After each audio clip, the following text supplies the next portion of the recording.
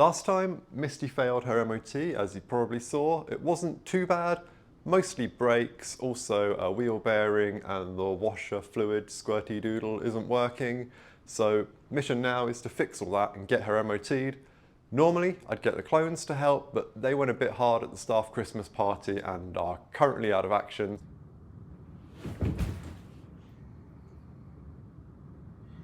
So it's just me today. Going to start with the brake rebuilds. I've never rebuilt a brake caliper before, but I've done a clutch cylinder. How hard can it be?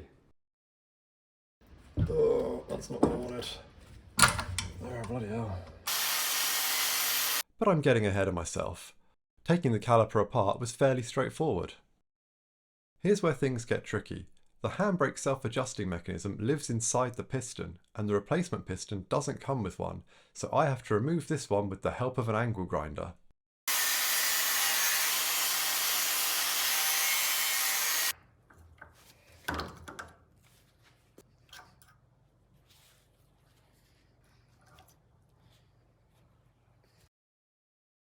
The rebuild process was going okay, until I discovered the kit didn't come with the required circlip, so while I waited for that to arrive, I decided to move on to the inner tie rod. I've just been doing the inner tie rod. I hadn't been filming just because it's so awkward to get the camera onto here, but I thought I'd at least get you the money shot, so there we go. On inner tie rod, well, complete tie rod actually, but it's the, well, it was originally just the inner I was going to be replacing, but that boot looks a bit worn, so I might be replacing both. And in case anyone is interested, I did it with one of these bad boys, of all things, an adjustable wrench. Who knew? So before I pull this apart, I just want to get a rough idea of the length so I can try and get the new one on at roughly the same length, so I can then drive her fairly well to get tracking done properly. I'll also keep track of how many turns there are when I'm undoing it. So I've got one end of the tape measure at the very end of the outer ball joint, and then it's this flat surface here that is relevant because that's where it's going to line up. So we're looking like, what's that, 432? Almost dead on 17 inches if you're into that kind of thing. So that's what I'll aim for.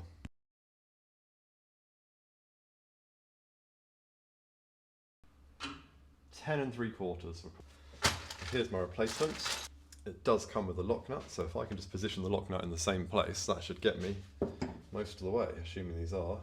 Yep, they're looking pretty identical. Do I reuse that? It's splooged a lot of its goo, so to speak. Oh, listen to this. Isn't that a nice noise? I'm thinking, while I've got it all out, I may as well replace this one as well, which means this goes on hold for now. My new outer ball joint has arrived, so let's have a look at this. Looks the same to me, although only I notice is it's not a castellated nut, it's a locking nut. Is there still a hole? If it is, I'll use the old castellated nut, I think. There is not, so I'm going to be using a locking nut, okay? Fair enough. I'm going to put this back on, but does anyone remember how many turns it was? Because I don't. And that's why I like making YouTube videos, because I can go back and watch old footage to see what I did.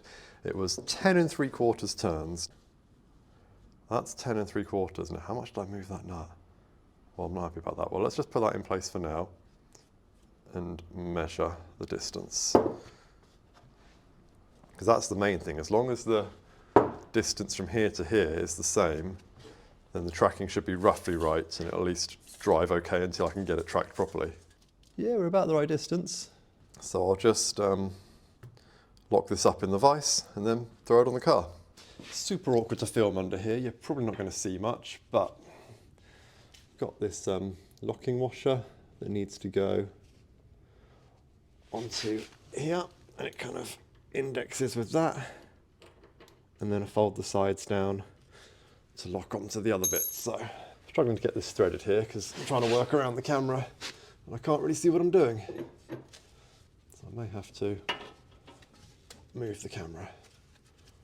Okay, I think I'll start, yeah, okay, I've got it started threaded now. That's something. I'm going to need to make sure that washer locks in before it gets too tight. I'm going to stop filming because this is just way too awkward. So I'll be back when hopefully this is done. It wasn't easy, but I think I've got it on. The hardest part was getting this little washer flattened down. Well, you can see that. I mean, the bottom side wasn't too bad, but trying to get a hammer into the top there, I mean, it's not totally flat, but I'm pretty sure it'll hold. Just in case, I'm not actually going to put the boot back on yet, so I'll let this video go out and see if any knowledgeable people can tell me if that's all right, and then I'll put the boot on. But I am going to reconnect the front reconnect the front ball joint so it's all okay to go. There we go, that wasn't too bad. What do we think, 17? Oh, it's a 19. That's the one.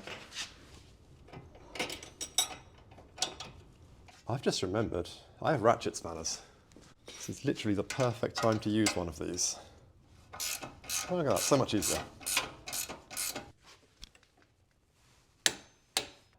I didn't actually torque up the inner ball joint simply because I don't have a tool to do that. You can buy tools, but I just did it good and tight.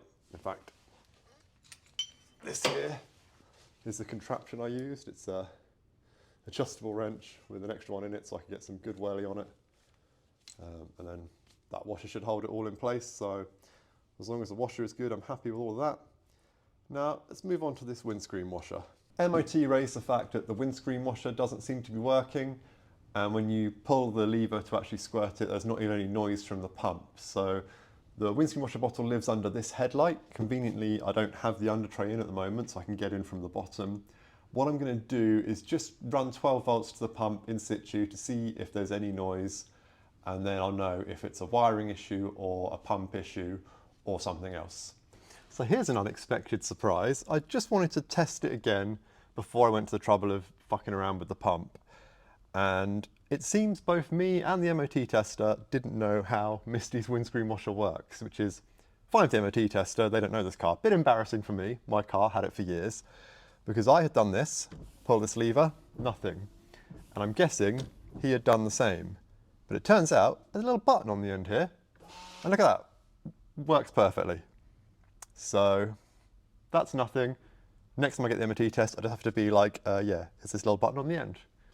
Here's my brake caliper, fully rebuilt. Now, I didn't record much of the rebuilding process because it was just taking forever and I wanted to get it done. I learned a very important lesson doing this, which is I do not enjoy rebuilding brake calipers at all. This one took me, I don't know how long. I've been doing it on and off through basically all of December, whenever I got a chance to come up to the workshop, which admittedly wasn't very much. We have a lot going on in December, so I didn't get much time to come up here.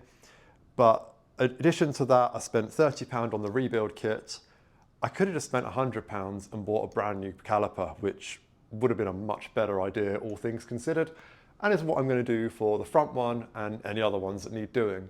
And in fact, you know, looking at this, I didn't even have the time to clean it up and make it look nice, because I just wanted to get it done, and it just looks as shitty and rusty as ever. So now that's out of the way, in order to get the MOT sorted, like I said, need to sort out the other brake caliper, reinstall, bleed the brakes, and do the wheel bearing. Now that's more of a tricky one because the wheel bearings of this car are pressed in. I don't have a shop press, so need to either take that to a garage or find someone who will let me use their press. And then that'll be it. Then it'll just be, hopefully, MOT back on the road. So thanks for watching. Thank you so much for the patrons who help keep us stocked in tea. See you on the next one.